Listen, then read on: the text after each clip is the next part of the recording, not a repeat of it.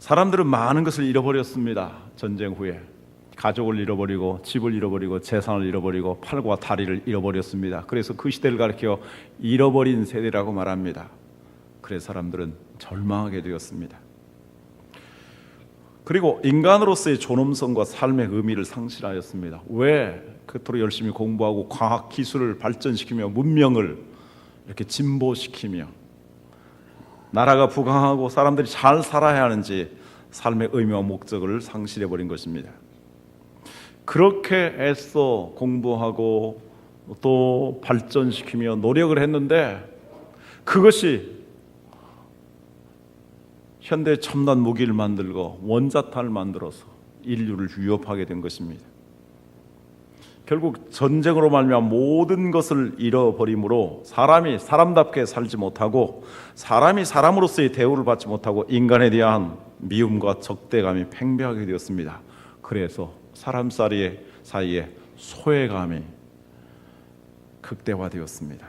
이러한 절망과 소외, 이것은 전쟁 이후에 실존주의 철학자들과 작가들이 많이 표현하고 있는 것입니다. 전쟁 후에 폐허를 딛고 문명을 복구하는데 현대인들은 어느 정도 성공하였습니다. 옛날보다 훨씬 더 잘 살게 되었다는 말씀입니다.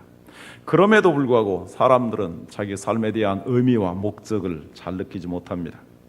왜 내가 사는지, 무엇을 위해서 살아야 하는지 잘 모르고 내일에 대한 어떤 구체적인 희망도 없이 오늘 잘 먹고 건강하게 인생을 즐기며 살면 그만이라고 생각합니다. 절망도 비극이지만 더 커다란 비극은 이 세상에 살면서 진정으로 나와 통할 사람이 없다고 느끼는 것입니다. 우리는 사람들에게서 정말 아주 단단한 벽을 실감합니다. 서로 마음을 통할 수 있는 인간애를 잘 느끼지 못합니다. 진정으로 나를 이해하고 나와 소통하며 이야기할 사람이 많지 않습니다. 부모와 자녀 사이에서도, 부부 사이에서도, 이웃 사이에서도 서로 막힌 담이 있고 사이가 벌어지며 위기를 맞이하고 있습니다. 이것이 바로 인간의 실존입니다. 실존적인 고독. 아무도 나를 이해하지 못하고 진정으로 소통하지 못하는 그런 소외를 현대인들은 많이 경험하고 있습니다. 사실 이것은 현대인들의 문제만은 아닙니다. 어느 시대에나 하나님과의 바른 관계를 갖지 못하고 살아갈 때, 창조주 그 하나님 안에서 그 말씀대로 살지 못할 때, 그 은혜의 품 안에 살지 못할 때, 혹은 예수 그리스도를 믿는다 할지라도 정말 하나님과의 교제를 이루며 하나님의 은혜를 풍성히 누리며 살지 못할 때에 이러한 절망감과 소외감에 사로잡히게 되는 것입니다. 오늘 여기 그러한 한 여인이 있습니다. 그는 절망과 소외에 정말 삶의 소망을 잃어버린 사람이었습니다. 우리 이 절망과 소외 속에 살았던 한 여인을 성경에서 보게 되는데, 이분이 이렇게 절망과 소외가 이분에게 어디서 왔는가? 그녀에게는 병이 있었습니다. 여기 혈루증이라고 하는데 하혈하는 병입니다. 피를 쏟습니다. 이 하혈은 생리적인 현상이 아닙니다. 레위기 15장에서 이러한 병을 유출병이라고 합니다. 정상적이고 생리적인 출혈이 아닌 그 밖에 다른 이유로 출혈을 하게 되는데, 병에서 노임을 받을지어다 라고 주님 말씀하신 것을 보면 질병에 의한 이러한 출혈이라고 할 수 있겠습니다. 당시 이 병은 난치병이었습니다. 12년 동안이나 그렇게 고치려고 노력했지만 고칠 수 없었습니다. 점점 더 악화되고 절망적인 상태였습니다. 병을 알아도 고칠 희망이 있다고 생각한다면 얼마든지 견딜 수 있을 것입니다. 그러나 이 여자분에게는 낫는다라는 희망이 없었습니다. 그래서 절망하게 된 것이죠. 이 절망적인 상황을 성경이 이렇게 묘사하고 있습니다. 25절 26절에 12해를 혈루증으로 알아온 한 여자가 있어 많은 의사에게 많은 괴로움을 받았고 가진 것도 다 허비하였으되 아무 효험이 없고 도리어 더 중하여졌던 차에, 12년 동안이나 병을 앓았습니다. 성경에서 10이라는 숫자는 만수입니다. 모든 숫자가 꽉 채워진 것입니다. 그래서 그는 오랫동안 이렇게 병을 앓았다라는 것입니다. 또 때때로 40이라는 숫자도 나오는데 이것도 고통의 만수를 가리킵니다. 12년 동안이나 병을 앓면서 온갖 노력을 다 기울였습니다. 요즘 말로 말한다면 양방, 한방, 민간요법 다 사용해 왔을 것입니다. 그러나 몸은 차도를 보이지 않냐고 점점 더 악화되었습니다. 이제는 희망을 저버리고 죽음을 기다릴 수밖에 없는 상태였습니다. 이러한 절망보다도 더 커다란 고통은 이 여자분이 주변으로부터 완전히 격리된 따돌림을 받는 삶을 살았다는 것입니다.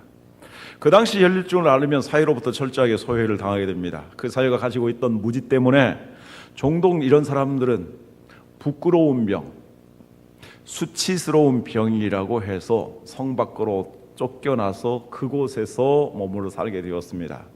마치 나병 환자처럼 취급된 것입니다. 성전에 적급하는 것도 금지되었고 회당 예배에 참여할 수도 없게 되었습니다. 가정에서 부모들과 형제들과 부부 사이에 살 수도 없었습니다. 완전히 사회에서 이렇게 배척된 그런 삶을 살게 되었습니다. 우리는 절망보다도 더 커다란 이 소유의 고통을 경험하고 있는 이 여자의 모습을 성경에서 볼 수 있습니다. 하루하루가 병 때문에도 고통스럽지만 아무도 찾아오지 못하고 만날 수 없는 그러한 여자분이었습니다. 그러면 이와 같은 인간의 절망과 소유의 근본적인 원인은 어디 있을까요? 언제 어디서부터 시작된다는 말씀이겠습니까? 그것은 아담과 하와가 선악과를 따먹을 때부터입니다. 그들이 하나님의 말씀을 무시하고 선악과를 따먹은 다음 그들은 죽을 수밖에 없는 운명에 처했습니다. 절망적이었습니다. 왜냐하면 하나님이 선악과를 따먹으면 정령 죽으리라고 말씀하셨기 때문입니다. 죽을 수밖에 없게 되었습니다. 또한 하나님께서 아담에게 물으셨습니다. 아담아, 내가 왜 선악과를 따먹었느냐? 아담은 대답합니다. 하나님이 주셔서 나와 함께한 이 여자가 나에게 주어서 내가 먹었습니다. 심리학자들은 말합니다. 이때 하와가 아담으로부터 얼마나 깊은 소외감과 상처를 받았겠는가. 이는 내 뼈 중에 뼈요 살 중에 살이라고 조금 전에 이야기했던 남편이었는데 당신 때문에 내가 이렇게 하나님 말씀을 무시하고 선악과를 따먹었다라고 말했을 때 그는 아내로서의 대접을 전혀 받지 못한 것이었습니다. 그래서 소외감에 사로잡혔을 것입니다. 아담과 하와 그들은 임신의 고통과 출산의 위험 그리고 가시덤불과 엉겅퀴가 솟구치는 저주받은 땅에서 이마에 땀을 흘리며 싸우다가 결국은 늙고 병들어서 죽게 되었습니다.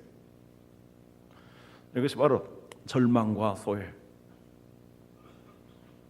근본적인 원인입니다. 따라서 오늘 성경에 나타나는 이 여자분만이 절망과 소외감에 사로잡혀 있는 것이 아니라 아담의 후예인 모든 우리 인류는 근본적으로 하나님을 떠난 인간은 절망적일 수밖에 없고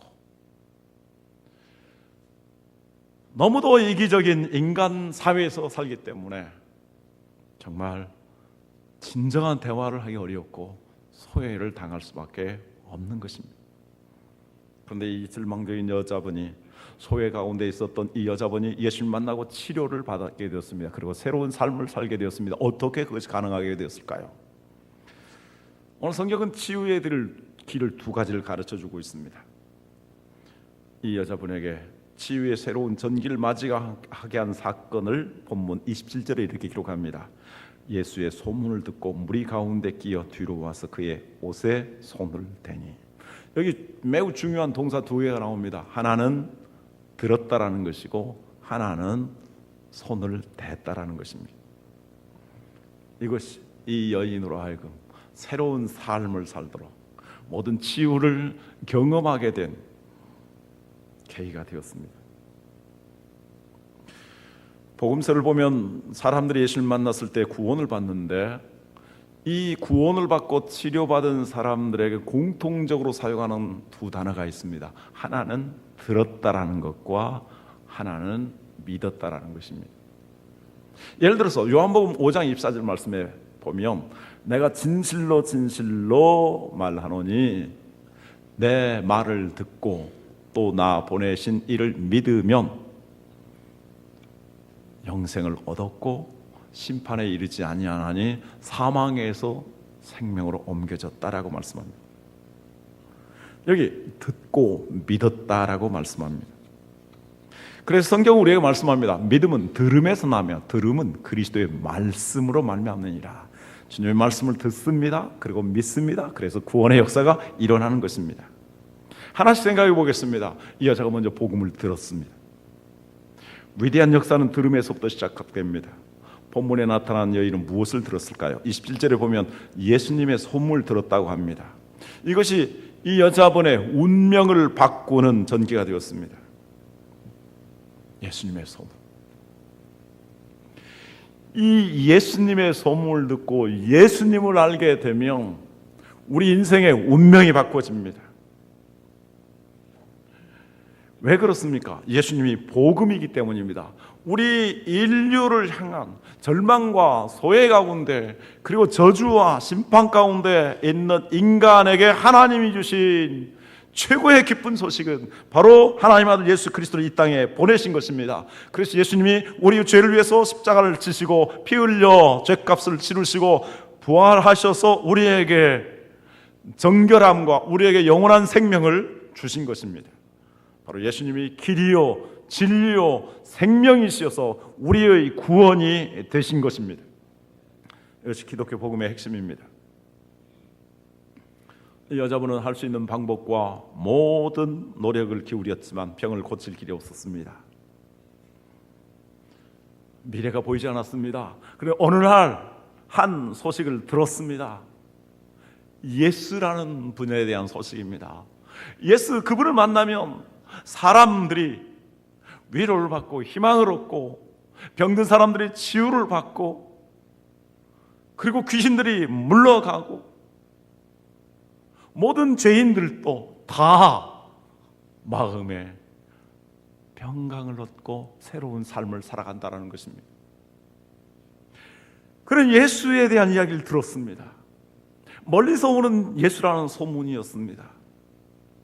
죽은 자를 살리고 병든 자를 고치고 그리고 죄인들을 용서해 주시고 새로운 삶을 주시는 그 예수님, 나사렛 예수, 그분이 지나가신다. 그분이 오신다. 이 기회를 놓칠 수 없다. 예수는 나의 최후의 소망이다.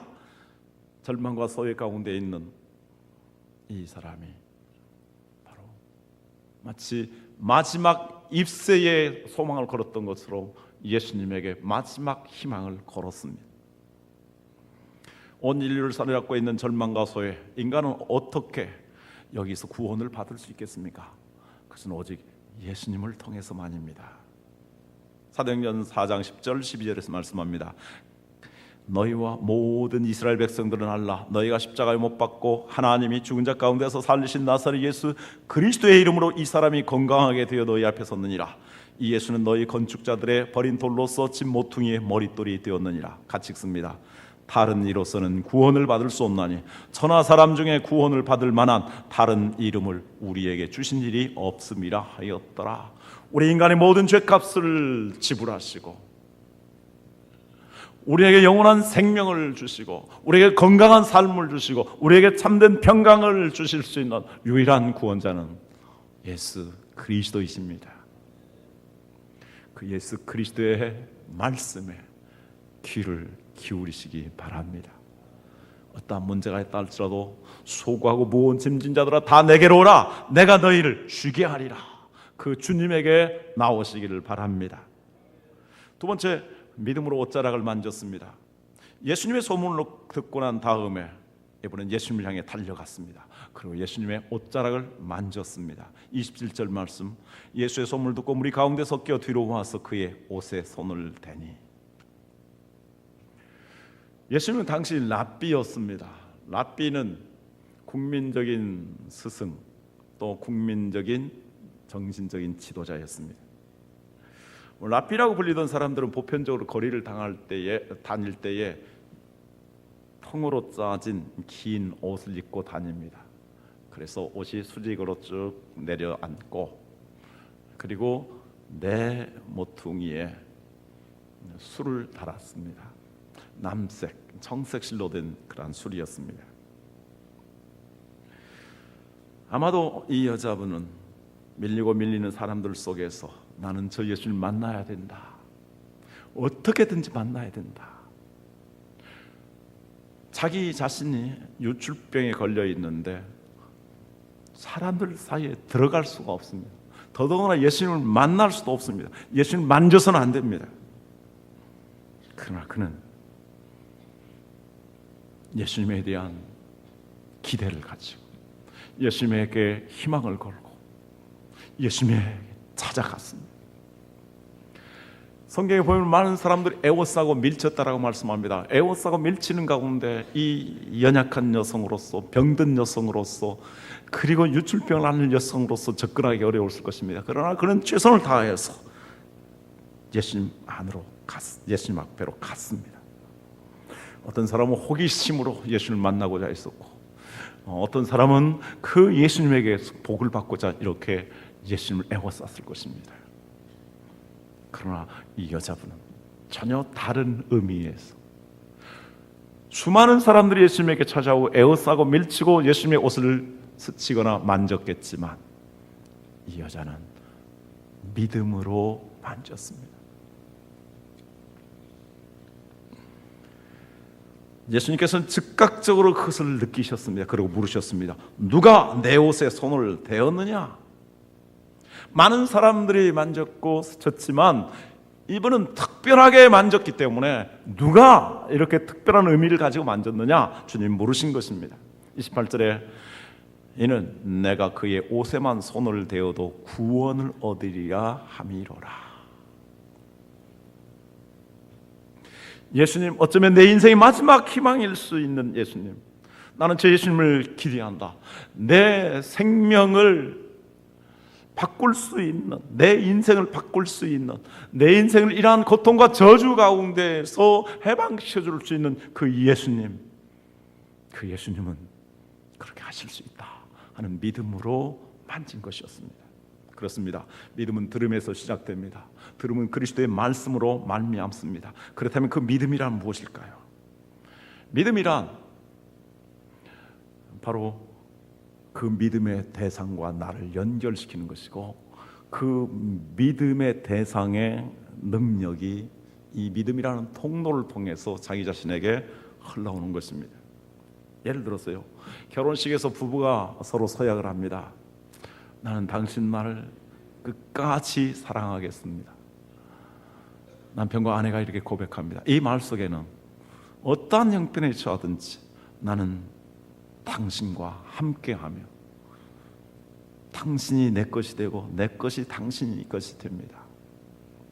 그러므로 나는 당신과 영원히 함께할 것입니다. 그런 의미일 것입니다. 서로가 서로를 향한 신뢰를 바탕으로 부부의 결혼 서약이 이루어집니다. 우리가 믿는 순간 그 믿음은 우리의 믿음의 대상인 주님과 연결이 됩니다. 내가 주님 앞에 연결되는 순간, 내가 그분을 신뢰하는 순간, 그분을 나의 구주로 믿고 나의 주님, 나의 그리스도로 받아들이고 믿는 순간, 바로 그분의 그 고백을 통해서 주님의 은혜와 주님의 능력이 나에게 흘러 들어오는 것입니다. 그것을 29절에 이렇게 말씀합니다. 이에 그의 혈로 근원이 곧 마름에 병이 나은 줄을 몸에 깨달으니라. 순간적으로 병이 나았습니다. 어떻게 병이 나을 수 있겠습니까? 30절에 말씀합니다. 예수께서 그 능력이 자기에게서 나간 줄을 곧 스스로 아시고 무리 가운데서 돌이켜 말씀하시되 누가 내 옷에 손을 대었느냐. 말씀드린 것처럼 부부가 서로 신뢰하면서 하나가 되는 순간, 이제 남편의 것은 아내의 것이 되고 아내의 것은 남편의 것이 됩니다. 진정으로 신뢰하면서 하나가 된다면 모든 것을 공유하게 됩니다. 주님, 내가 주님을 믿습니다. 주님을 전적으로 신뢰합니다. 내가 주님을 전적으로 의지합니다. 했을 때 주님의 능력이 그에게 나타나서 그의 병이 치료된 것이었습니다. 저는 이와 같은 말씀이, 이와 같은 사건이 오늘날도 문자 그대로, 역사 그대로 얼마든지 일어날 수 있다고 믿습니다. 우리 예수를 믿는 순간, 인생의 무력함에 시달리던 사람들이 예수를 만지는 순간 예수님의 능력이 우리에게 와서 우리 영혼이 힘을 얻고 우리 육체의 연약함도 치료가 되며 우리 인생의 새로운 소망과 미래에 대한 꿈을 가질 수 있게 된다고 믿습니다. 왜냐하면 주님 안에 모든 능력이 있기 때문입니다. 그리고 그 능력은 정말 진실되고 간절한 믿음을 통해서 나에게 들어오는 것입니다. 여러분들에게 절망이 있습니까? 여러분들에게 질병이 있습니까? 여러분들에게 고독과 외로움이 있습니까? 소외가 있습니까? 남모르는 상처와 고통이 있습니까? 여러 가지 해결하기 어려운 문제가 있습니까? 이 모든 문제를 인간은 근본적으로 해결할 수 없습니다. 우리 육체의 질병도 마찬가지입니다. 의사가 할 수 있는 것은 전문적인 기술을 사용하는 것입니다. 전문적인 기술을 사용하는 것뿐이지 싸매어지고 치유되고 회복되는 것은 창조주 하나님의 능력과 역사입니다.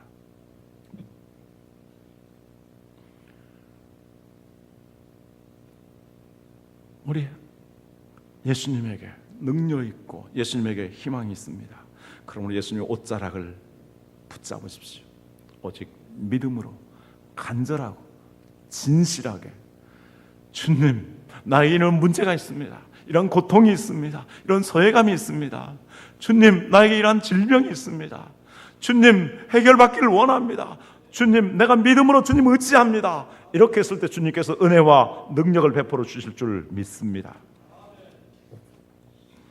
히브리서 4장 14절에 16절 말씀합니다. 그러므로 우리에게 큰 대제사장이 계시니 승천하신 이 곧 하나님의 아들 예수시라. 우리가 믿는 도리를 굳게 잡을지어다. 우리에게 있는 대제사장은 우리의 연약함을 동정하지 못하실 리가 아니요 모든 일에 우리와 똑같이 시험을 받으신 이로되 죄는 없으시니라. 그러므로 우리는 긍휼하심을 받고 때를 따라 돕는 은혜를 얻기 위하여 은혜의 보좌 앞에 담대히 나아갈 것이니라. 이제 예수님은 하늘에 계셔서 우리의 대제사장이 되시고 또 만왕의 왕이 되시고 만주의 주가 되십니다. 그 예수님은 이 세상에서도 우리와 같은 고통을 한없이 받으셨습니다. 누구도 감당할 수 없는 십자가의 고통을 받으셨습니다. 따라서 우리의 고통과 우리의 연약함을 주님 아시고 우리를 동정하십니다.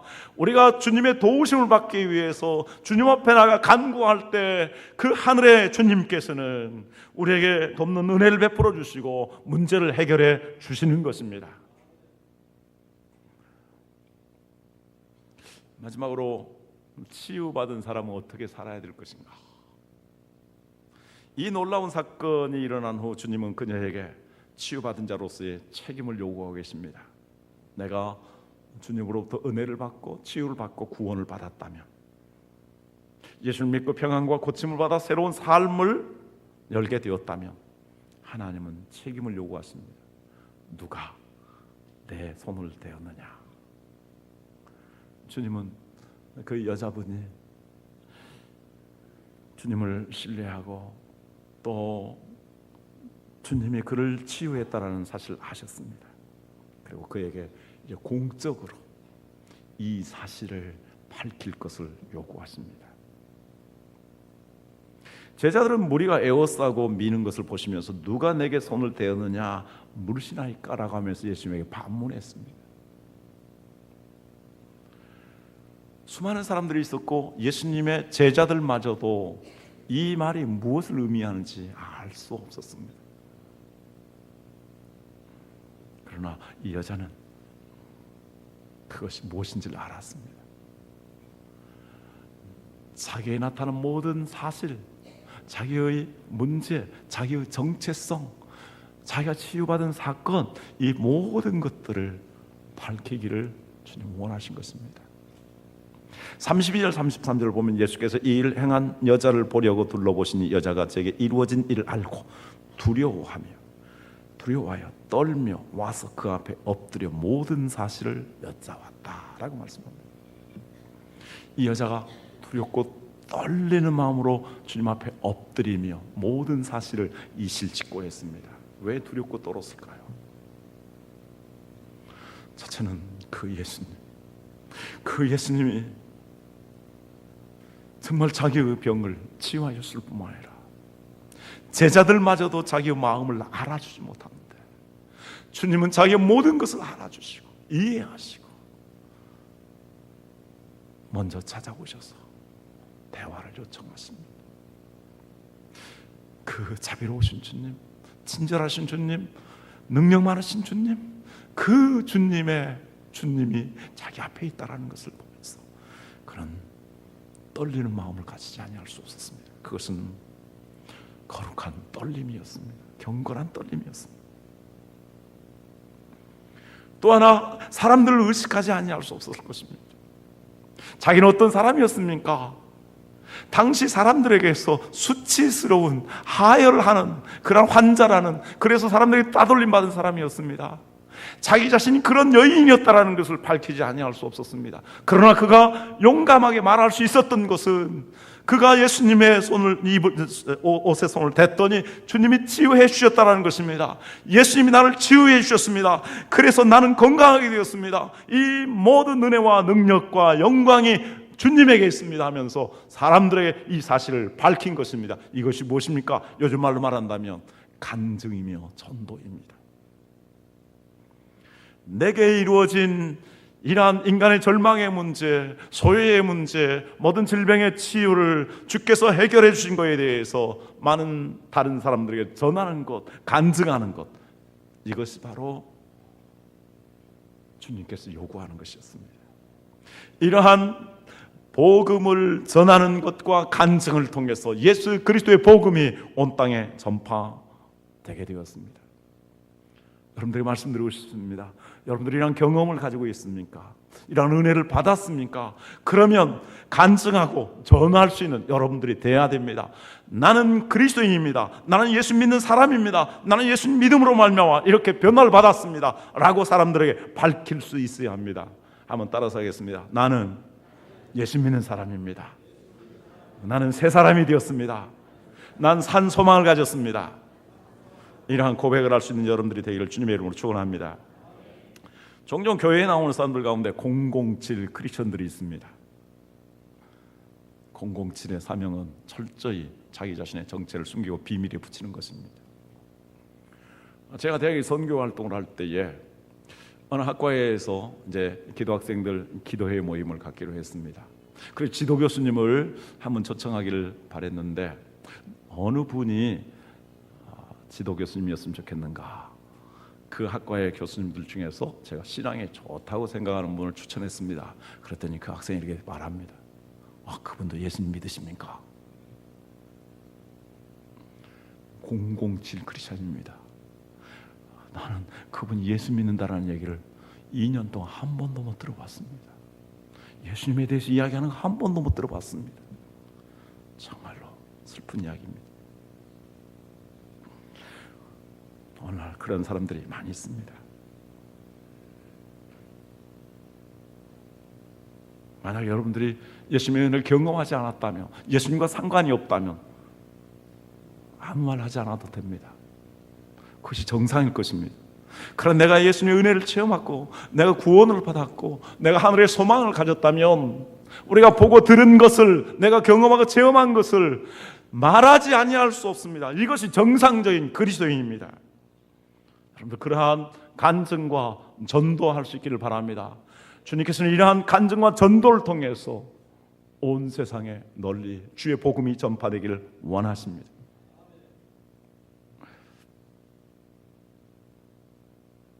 이런 고백을 했을 때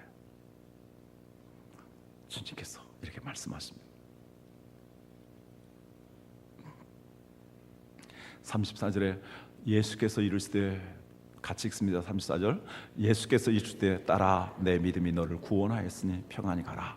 내 병에서 모여 건강할지어다. 자, 이렇게 주님이 자기를 치유해 주셨음을 전하였을 때 주님께서 놀라운 축복을 보증해 주십니다. 첫째, 따라라고 말씀합니다. 따라, 사랑하는 따라. 이제 하나님의 자녀가 되었음을 선언한 것입니다. 이제는 예수 그리스도를 신뢰하고 이제 하나님의 자녀가 되었습니다. 주님이 자신을 따라라고 불러주셨습니다. 이분의 감격이 얼마나 컸겠습니까? 우리가 예수 그리스도를 주로 믿는 순간 우리는 하나님의 자녀가 되는 권세를 얻습니다. 할렐루야. 또한 주님께서 말씀합니다. 내 믿음이 너를 구원하였다. 이제 예수 그리스도를 단순한 스승이 아니라 우리 인류의 모든 문제를, 절망과 죽음과 죄의 문제, 이러한 질병의 문제, 상처의 문제, 이 모든 문제를 치유하시는 구원자이신 것을 믿게 되었기 때문에 그의 영혼이 구원을 받은 것입니다. 그래서 그는 하나님 나라를 소망하게 된 것입니다. 이제 고침을 받아서 산다 할지라도 언젠가는 죽을 것입니다. 그러나 그는 죽어도 영원히 사는 영원한 영생의 구원을 받은 것입니다. 그러므로 주님 말씀하십니다. 평안히 가라. 여기 평안히 가라라는 말은 원문에 이런 의미를 가지고 있습니다. 평안을 향해 가라. 이 얼마나 아름다운 말입니까? 평안을 향해 가라. 내 인생이 새로워졌다. 너의 모든 절망과 소외와 질병과 고통과 죄책감과 정죄로부터 너는 자유롭게 되었다. 누구도 너를 정죄하지 못한다. 누구도 너를 배척할 수 없다. 이제 그러므로 새로운 삶을 향해서, 이제 가정을 향해서, 그리고 새로운 미래를 향해서, 새로운 약속의 땅을 향해서, 그리고 새로운 하나님 나라의 소망을 가지고 살라, 이렇게 말씀합니다.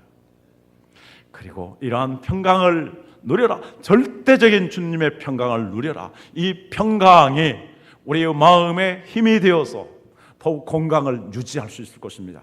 그래서 이러한 평강을 누리면서 더욱 건강하게 되어라. 병에서 노임을 받을지어다. 이렇게 주님이 말씀하신 것입니다. 이와 같은 말씀은 주님께서 이 여자뿐만이 아니라 저와 여러분들에게 주시는 말씀인 줄 믿습니다. 우리가 예수님을 믿음으로 말미암아 구원을 받았으므로 주님이 주시는 그 능력으로 말미암아 모든 절망과 소외, 질병과 고통, 죄책감과 정죄로부터 자유롭기를, 해방되기를 주님의 이름으로 축원합니다. 누가 우리를 정죄할 수 있습니까? 누구도 우리를 정죄하지 못합니다. 누구도 우리를 배척할 수 없습니다. 따라서 우리는 새로운 삶을 향해서, 새로운 미래를 향해서, 그리고 새로운 약속의 땅을 향해서, 그리고 새하늘과 새 땅의 영원한 소망을 향해서 담대하게 나아가는, 그리고 축복된 삶을 누리기를, 건강한 삶을 누리기를 주님의 이름으로 축원합니다. 기도하겠습니다.